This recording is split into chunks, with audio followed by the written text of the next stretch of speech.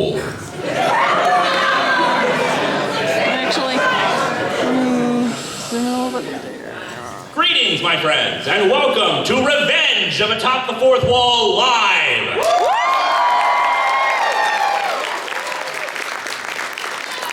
If this is your first time seeing anything related to Atop the Fourth Wall, then you were probably dragged here kicking and screaming by a friend or loved one. For the next 20 minutes, you will have to endure my unfunny attempts at riffing on a comic. Someday, your children and grandchildren will ask you what it was like having to sit through this nightmare, and you will only be able to close your eyes and weep gently into the night. I, however, will laugh at your pain, because you didn't have to read the same thing I did. As with the last live show I did here at MAGFest, I am reading from a script, and as such, I apologize in advance if I flub a line or slur my words. And like last year's live show, I decided to do something video game related. But what to do this year? I already covered Malibu Comics Street Fighter series on the actual show, and last year we did Atari Force, but what else is there to do? Well, then I remembered. Video game comics aren't restricted to comic books themselves. As such, allow me to proudly introduce you to Johnny Turbo.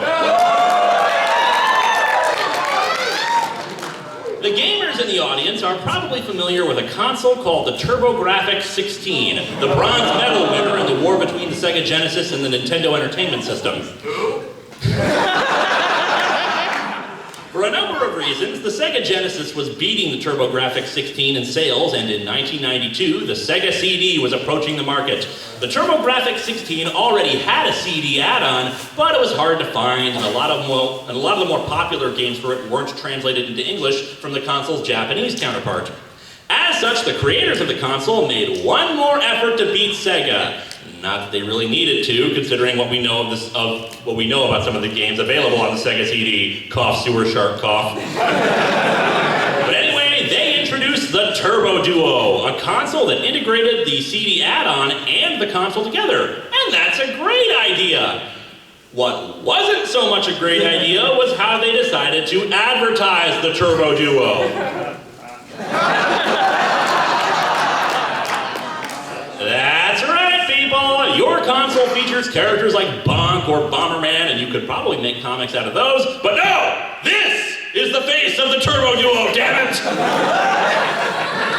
I'd evaluate the cover, except there is no cover. There were 3 Johnny Turbo mini-comics put into issues of Electronic Gaming Monthly. This one right here is from the 3rd story. Ignore the part that says it's issue 45 of Johnny Turbo. They were just making up the number for no reason. That's the kind of thinking that went into this, my friends. Leave behind your logic and common sense. You will have no need for them here.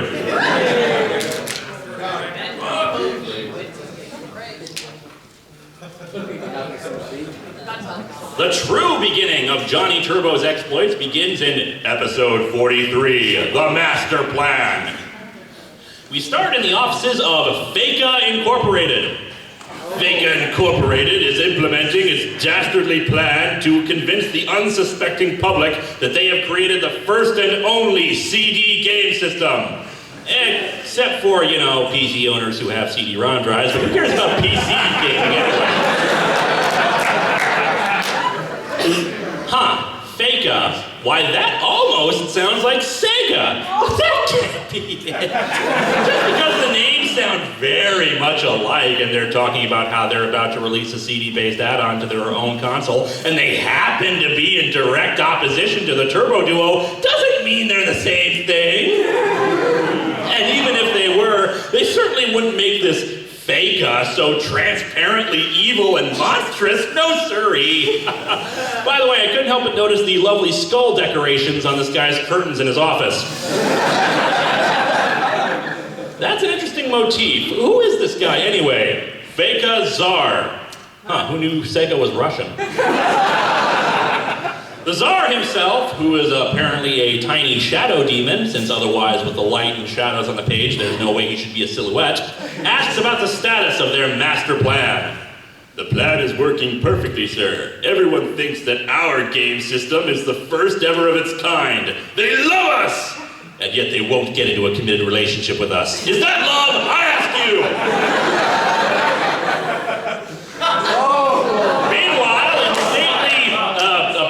3V in Citytown, USA, we meet our hero, Jonathan Brandstetter, and his roommate, Tony. Hey, Tony, you've got to see this new game for the Turbo Duo. It's called Gate of Thunder, and it's got the arcade feel. So it's got a big red joystick that feels awkward to use and 8 buttons that you keep missing because they're spaced so far apart. Tony, meanwhile, is listening to the radio while he gets dressed in his Matt Smith cosplay. And sure it is, Johnny, but I think you'd better listen to what's on the radio right now. Tony must have psychic radio powers because he knows what's going to be on the radio before they start talking. This just in, Faka's new CD game system, which they claim to be the first and only system of its kind, is causing quite a commotion downtown. Oh my God, everybody! A CD game system? Panic! Panic!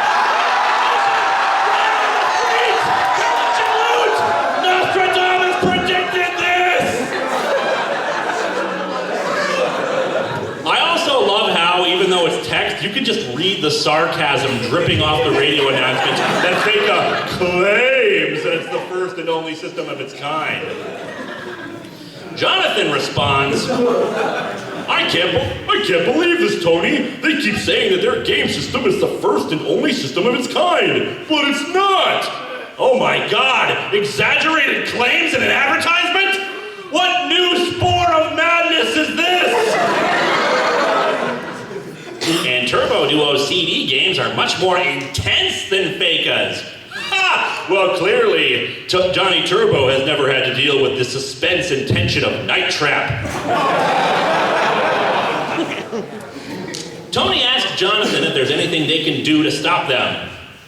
I'm not sure, but I've got to do something to loosen their grip on the minds of the public. I'm gonna blog the hell out of this! Let's show those bastards!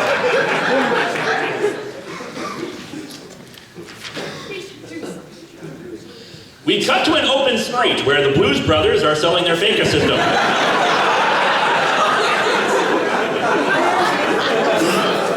Man, GameStop has hit on some hard times. I mean, really, this is the way they're selling these things. Look at that, there's a huge crowd of people lined up to get this thing, and there's only like 5 boxes on the ground. I have so many questions. Why do all these kids look completely dumbfounded and confused, with mouths just kind of hanging open? Why are they paying for this in cash? Do they have $200 just lying around? Why is this happening outside instead of in a game store where people can buy with credit cards and get receipts? For all these kids know, they're just buying a box with weights inside of it. You know, like the Jaguar CD.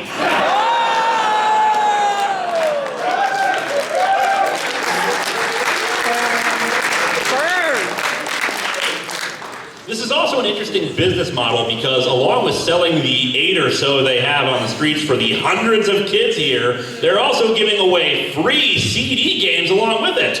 Yep, I don't see this backfiring in any way. AOL. We're making a killing on these kids. And it's a good thing nobody knows the real truth about us, because if people knew that the Turbo Duo was already out, with games already available, we'd be in big trouble. So do you. Your system is available right now. You're selling it. You have games available too. At least I assume they're games. Otherwise, what the hell are you giving these kids for free? Blank CDs? AC Music Factory.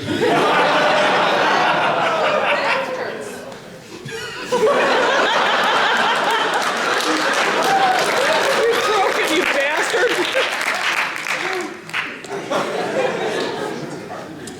Also, good job keeping that info on the down low. What with everybody in the crowd listening intently to whatever you're saying and whispering. Oh my God, the Turbo Duo already has game time. Let's go get it right now. However, the dastardly...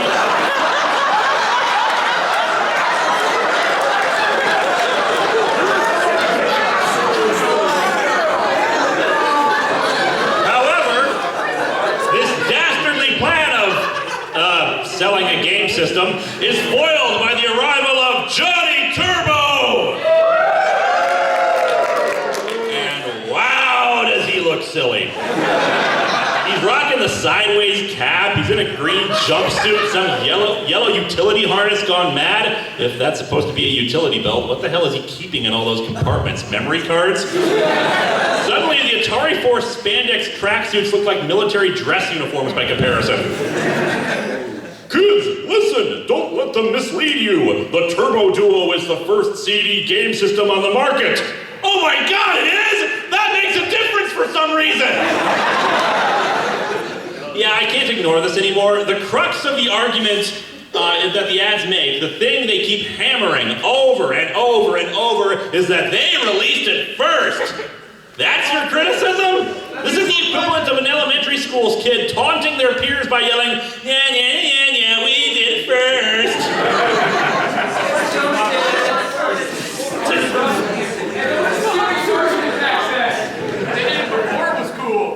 And they're giving games that we already have. Why, we released Sherlock Holmes on CD almost 2 years ago. Sherlock Holmes? Oh no, he didn't. This just got real, yo. It's Johnny Turbo, and he's trying to ruin our master plan. Yes, such a complex and intricate plan. Step 1, sell game system. Step 2, advertise game system to sell more. It's nefarious!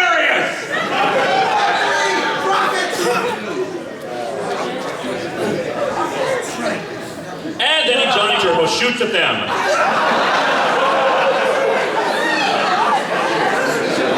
Our hero, everybody, he tries to murder his competition.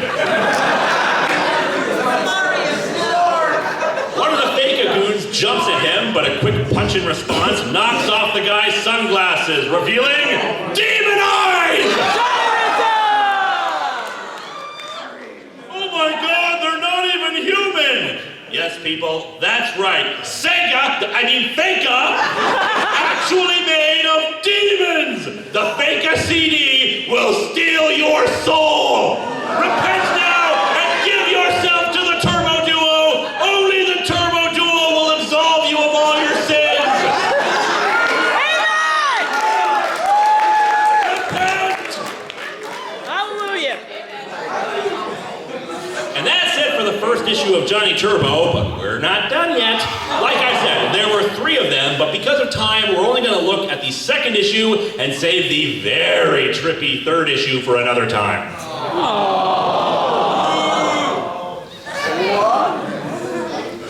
The second Johnny Turbo story has this pseudo cover featuring Johnny holding up one of the demonic men in black by the throat in front of the ruins of a building. I'm guessing that somehow the demonic armies of Feka rose up and began the apocalypse between issues. Also in the background is Tony, putting his hand to his chest as if saying, "Oh, I declare." Johnny Turbo continues the fight against the deceptive propaganda of Feka Incorporated's master plan. Yes, and what better way to fight propaganda than by portraying your business rivals as hideous demonic creatures who laugh and about how evil their plans are like Captain Planet villains. What a wonderful way to fight against propaganda. Oh, and Captain Planet, we can add them to the list of people who look more dignified than Johnny Turbo.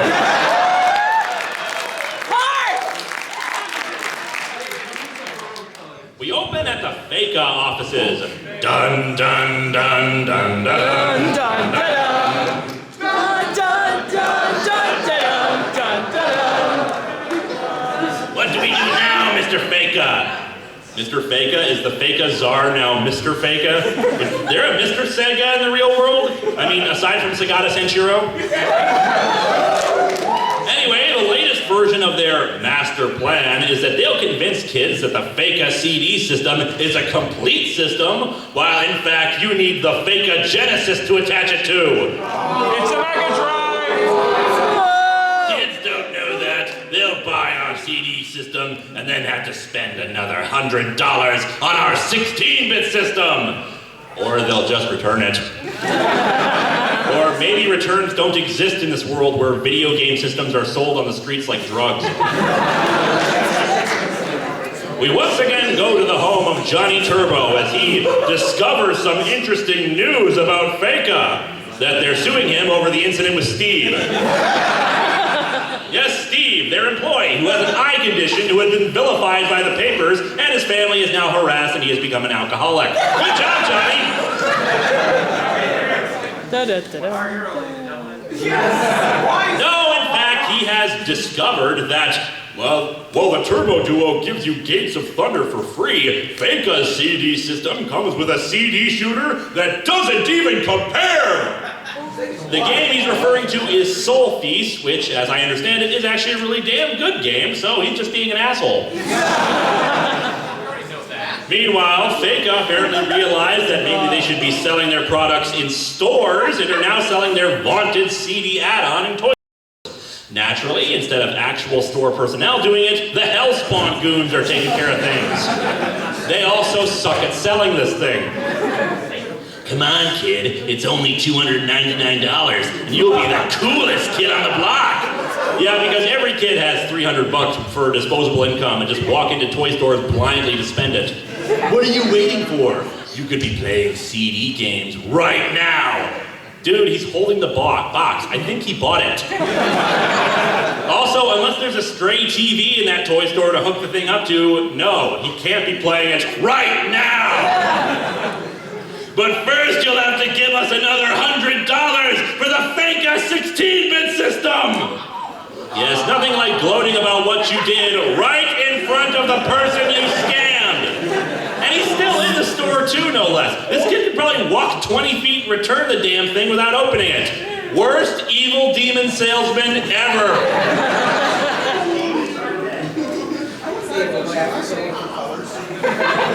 Besides Ocean Marketing.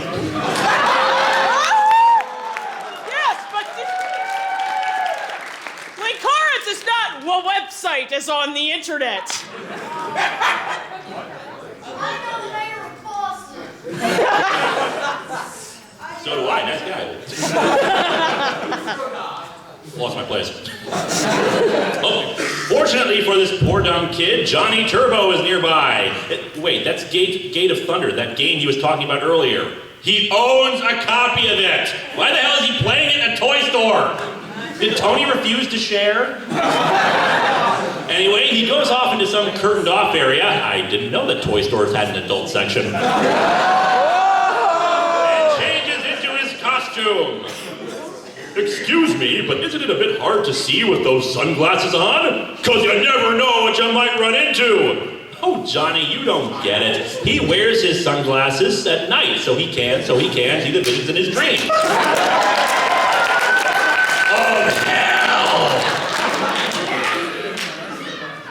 I'm tired of you guys trying to fool these kids. The truth is your CD game system doesn't even work without your 16-bit system. Yes, and that's a fact that was plainly advertised on every single Sega CD box. Sega never tried to lie about that. And hell, if you were thinking of getting a Sega CD anyway, chances are you already owned a Genesis. So, yeah, they're trying to counter propaganda that didn't exist. Smooth.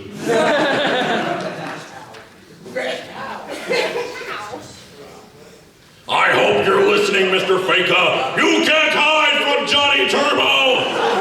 Let me tell you something, Mr. Feka! At WrestleMania, Johnny Turbo is what you gonna do when I unleash the Gate of Thunder on you?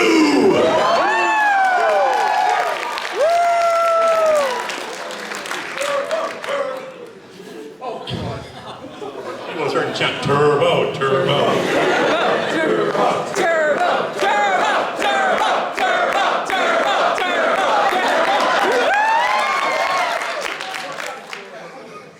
If I have anything to do with it, this town will never again see the glowing red eyes of Feka Incorporated. Our hero, everybody, he demands that his game system hold a monopoly over a town. You have no choice. Surrender now. Resistance is futile. And so our story ends with Mr. Feka and one of his goons watching from some control room. Because obviously Big Brother isn't watching, it's Sega. They're in your homes, kids. Hide your kids, hide your wife. Sonic games. He's really causing us some trouble, boss. I think it's time we taught Johnny Turbo a lesson about messing with Feka Incorporated. Later that day, Johnny Turbo returned home to find Tony stuffed into his fridge.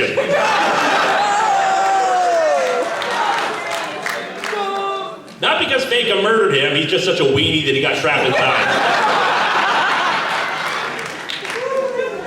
Hey gamers, even though most of my time is spent jacking up those fake-a-goons,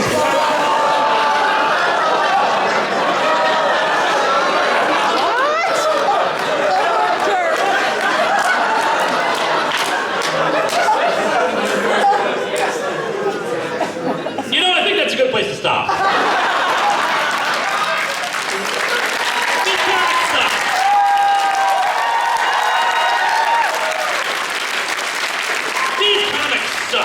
Even if this blatantly mean-spirited jabs at the competition were accurate, the stories themselves had nothing to them. It's just the same point, slammed into your face again and again. Repetitive remarks about the same point without any rebuttal. Come to think of it, it's rather like my show in that regard. Thank you, everybody!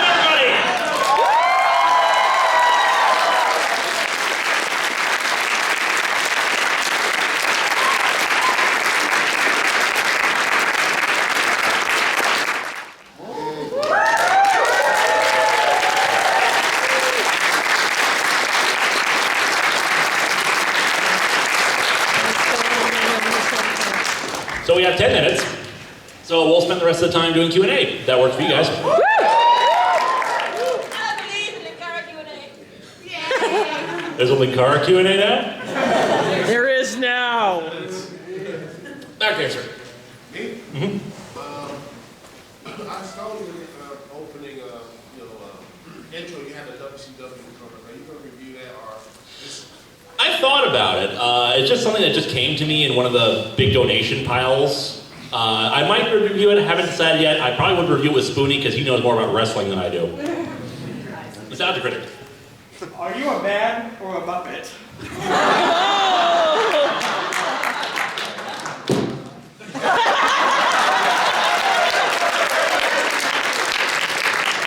But I believe what you want is this.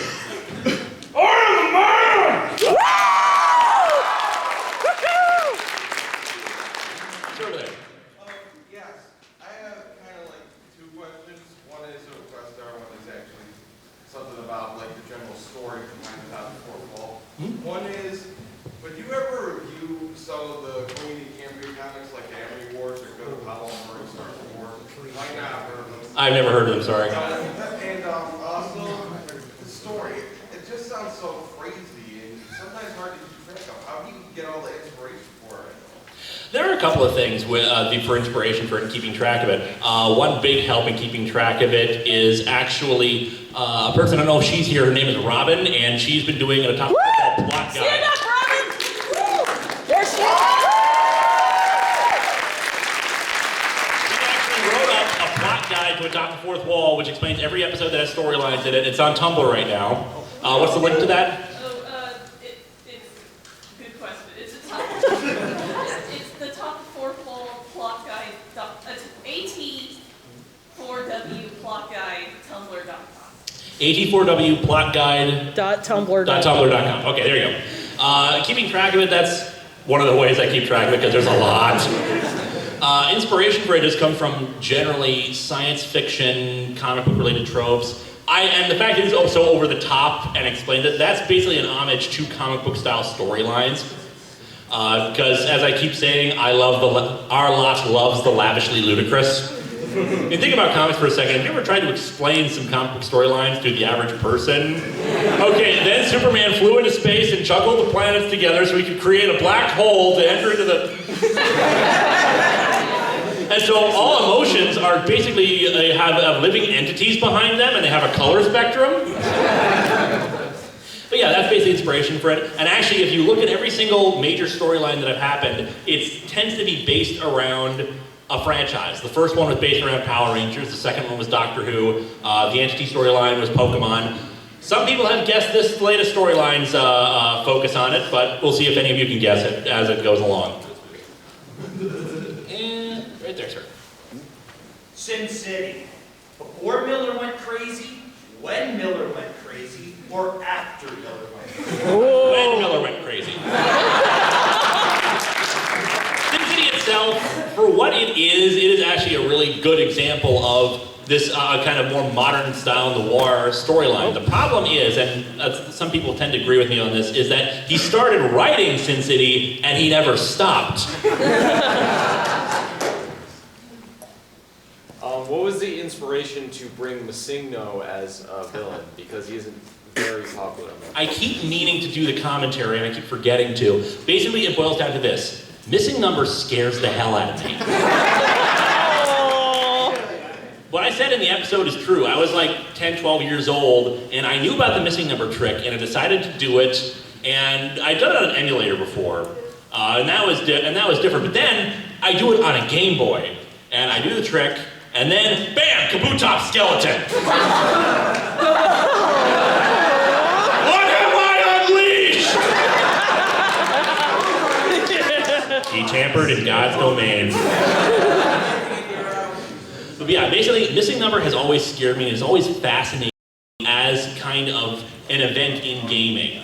Because I don't know about other people. I mean, maybe some glitches are more exploited than others, but since I'm not a gamer, I wouldn't know. But to me, Missing Number is the first most well-known glitch that everybody tried and everybody knew about and exploited because it was such a useful thing. Oh, maybe the Konami code or something like that is another glitch that people use. I don't know, not a gamer. But to me, it just fascinated me, and I always want to know the story behind it. And actually, if you go to Pokemon Blue or Red, and you talk to some people on Cinnabar Island, they talk about how this creature escaped from the burned out laboratory. It's Mewtwo. Yeah, it's Mewtwo. They're referring to Mewtwo, but since Missing Number is usually located off the coast of Cinnabar, it's like, what did they make? And so I wanted to and the entire point of the storyline was, how can I take this thing, which is kind of goofy and kind of funny in that way, and how do I make it scary? Make it a Lovecraftian horror. Which many people have said is not really all that Lovecraftian, but It's a horror. I tried. To answer this question, over there, so no, you serve lecture next to the bottom. Would you ever consider doing a crossover interview or something with Sci-Fi Debris? I would love to. SF Debris and I are friends. We would love to do a crossover together. We just need to figure out something to do. And the guy is like overworked like hell. If you've been seeing some of his video output, those who don't know, and you should watch him, SF Debris is a audio only and some visuals with Star Trek and whatnot, who usually reviews Star Trek and science fiction and just fun stuff like that. He's very good. He has actually inspired me to be smarter about my reviews and try to be more analytical and try to come up with more stuff that's sort of just on jokes and whatnot. We applaud intelligence. What was that? We applaud intelligence. We applaud intelligence. Dr. Insano. Where did you get the Green Ranger costume? eBay. I found it on eBay just to do it. Okay, we have 5 minutes, 4 minutes? 5 minutes. Okay, I just found it on eBay search. Just a general search for stuff. I tend to do those kind of things. And it was going for $800. But the thing is, the reason why I decided to go with it is because it was $800 with all the trimmings. All the little extra doodads, the armor, the helmet, another dagger, the boots. This kind of thing usually costs up to $1,500 trying to construct all those materials. And it was my size, and I'm overweight, so that was even better. So I went with it, thanks to fan peer pressure. I had a good month in October of that year. But yeah, I'll still try to use it because it is justifiably now a part of the show.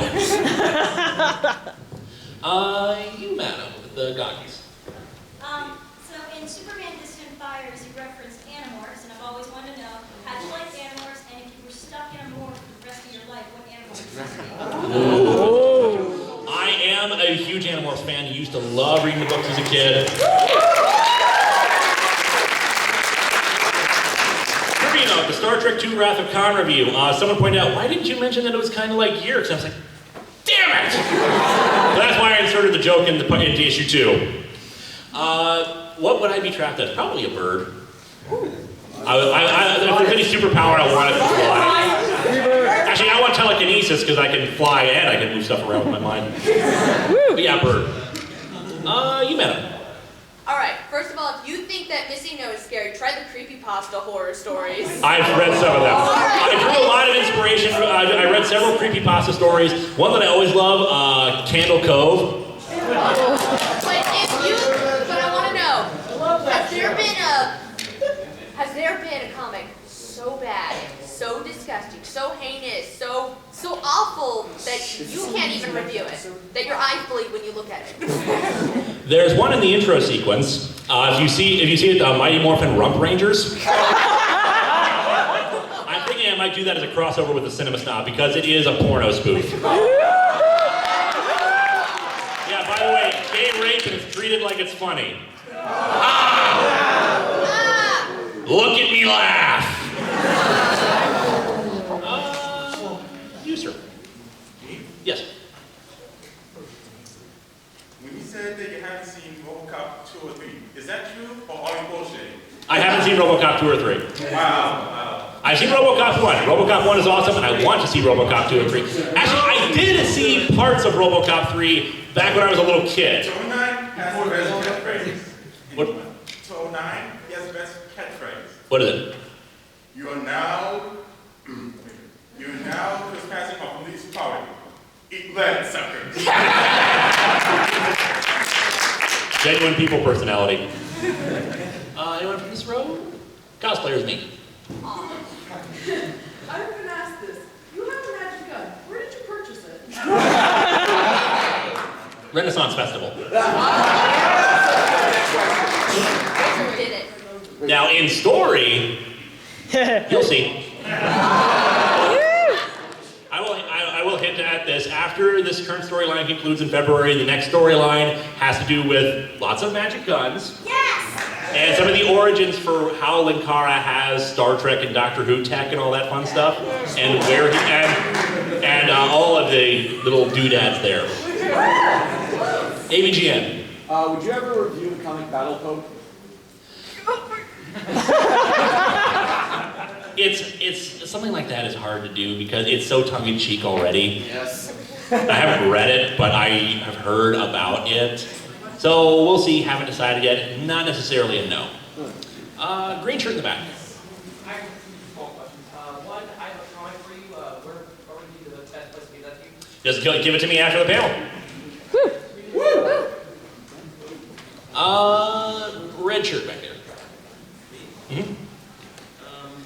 During your review of NB Comics #1, you said that you watched a lot of stuff from the early 90s, like Power Rangers, of course, Batman the Animated Series, Pokemon, Digimon, that sort of stuff. What are some of your favorite shows from that time period? Oh, pretty much what I basically listed from that. Animaniacs, Pokemon, Digimon, the 90s animated Spider-Man series. Love that show.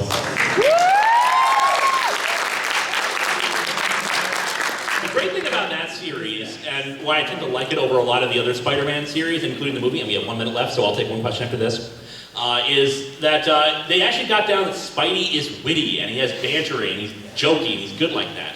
All right, we'll take one more question, then we gotta end. Not really doing it from that side. Black shirt in the middle there. User, yeah. The goddamn Batman. Yeah, the goddamn Batman. Would you consider reviewing the Caligula comic with the Sentinel? I got that on the 3rd anniversary. I can't remember who gave it to me. Maybe Bennett? I don't remember. But someone gave it to me. And yes, I would definitely consider reviewing that. And I think that's it for us. So thank you.